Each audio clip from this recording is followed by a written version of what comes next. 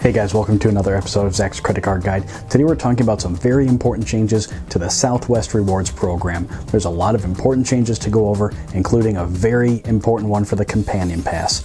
If you are new to the channel, we do a lot of credit card topics, card reviews, and redemption tips, so make sure to hit that subscribe button, but let's get started.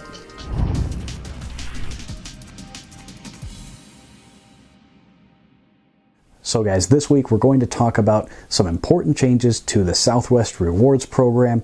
There's a couple small ones, but then a major change for the Companion Pass. So we'll start with the minor ones. First, if you do try to change your itinerary same day, so to try to go a little bit earlier, Southwest is really cool in that they don't normally charge change fees or anything like that. Usually if there's a spot, you can book it, and you usually only have to pay like a fare difference if there is one, but there's no like exorbitant, punitive change fees or something like that a lot of the other airlines have. Beginning January 1st of 2021, so little over a year from now, if you do use that benefit and there are additional taxes and fees associated with that, Southwest has been absorbing those. They're going to pass those on to the consumer now. So again, these are just taxes and fees. If there are any additional ones that would be incurred, those will have to be paid by the customer now.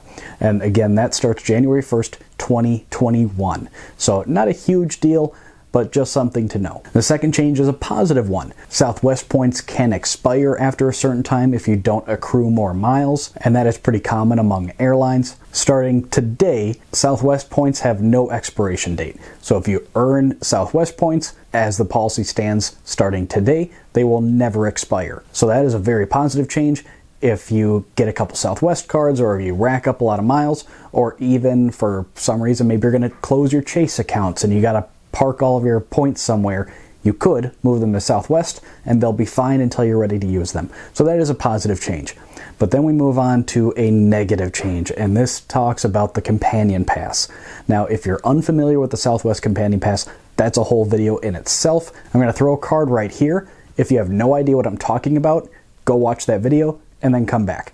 But the short version is, currently, as of today, if you earn 110,000 Southwest points in a calendar year, then for the remainder of that year and the entirety of the following calendar year, whenever you fly on Southwest, your designated companion can fly with you for free.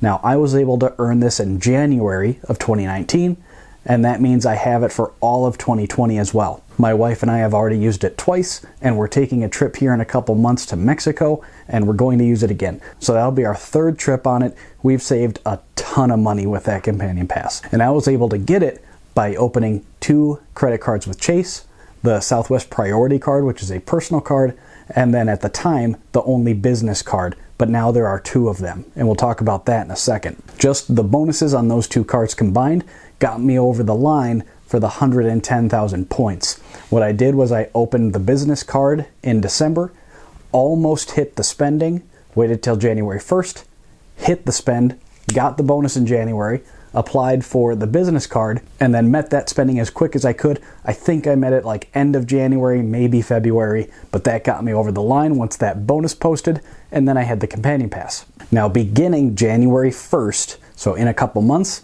the line is moving from 110,000 miles to 125,000. 125,000. So Southwest is increasing the number of miles you need to earn to qualify for the Companion Pass.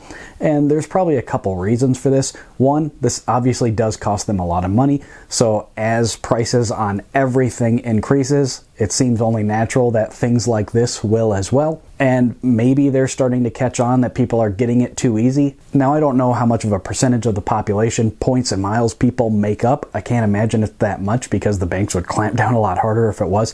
So I think we represent a really small portion of customers to the banks and especially to the airlines. But maybe they're starting to clue in and see that all people have to do is open 2 credit cards and they get this pass. But again, I don't know how many people are actually doing that. So I don't know if that's the motivation. It could just be prices go up, or maybe just too many people are earning it, so they need to balance it out. Because again, every time your companion flies with you, they're taking a paid seat that somebody else could have paid for. So it's actually surprisingly easy to use this pass as long as there's space.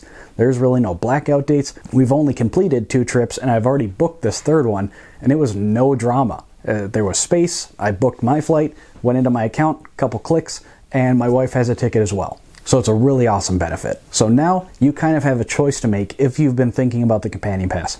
I typically recommend doing it how I did it, because again, I was able to use it starting, it was like end of January, February. So I basically will have it for 2 years by the time my eligibility expires. That's the ideal way to do it. But now you have a choice to make, because the additional point threshold moves beginning January 1st.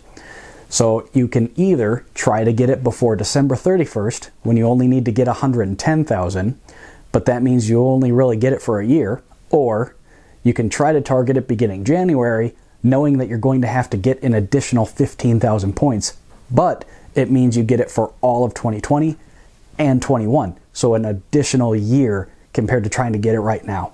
So if you can develop a plan for getting it next year, I would, simply because you get it for 2 whole years. And then what the awesome part is, you have all of those miles, like 120,000 plus, and you have 2 years to use them with the Companion Pass. But like we talked about, the points never expire. What I'm saying is that you'll have 2 years on that Companion Pass to get the most out of those points that you can, compared to only a year.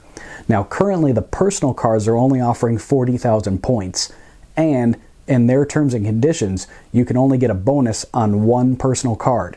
So you can open as many of those Southwest personal cards as you want. I mean, there's only 3 of them, if Chase will even let you do that. But even if they do, they're only going to give you a bonus on 1. So that doesn't make any sense. Now, I was talking to one of our viewers the other day who was asking me if there's any issues with getting both the business cards and getting a bonus on both of those. I quick look at the terms, and on one page it seemed like it might be an issue, but he said he was speaking with someone in customer service who said that there was no issue, and that if he got approved for it, they would give him the bonus. I heard back from him later that it doesn't sound like that's going to be an issue. So right now, the Performance Business Card is offering 70,000 points, and the lower tier Premier Business is offering 60,000, which gets you to 130,000. That'll get you over the line. Now, here's kind of the strategy, and it's up to you how much you want to gamble with this. So I don't know if those bonuses are going to change. It's mid-October. Those could go up, they could go down. We really don't know. But if those bonuses are still 70 and 60,000 in January, it sounds like in theory there's nothing barring you from getting the bonuses on both business cards.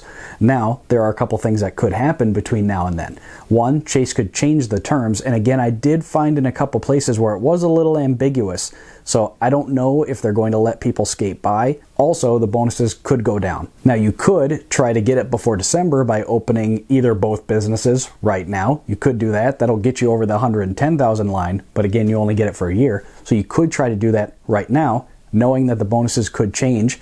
Also, Chase could change the terms and conditions. I'm kind of surprised because, again, on the personal cards, it's very explicit. It says you get a bonus on 1 personal card. So I'm kind of surprised it's not being enforced on the business side. So I would expect that to change, just because why not? They thought to put it on the personal ones, why not put it on the business ones? But if you wanted to apply for both business cards right now and get it, that'll get you over the line. You'll get the Companion Pass for like 14 months. That's not bad. You know, that's better than nothing. Obviously, 2 years is better though. So that's an option you could do.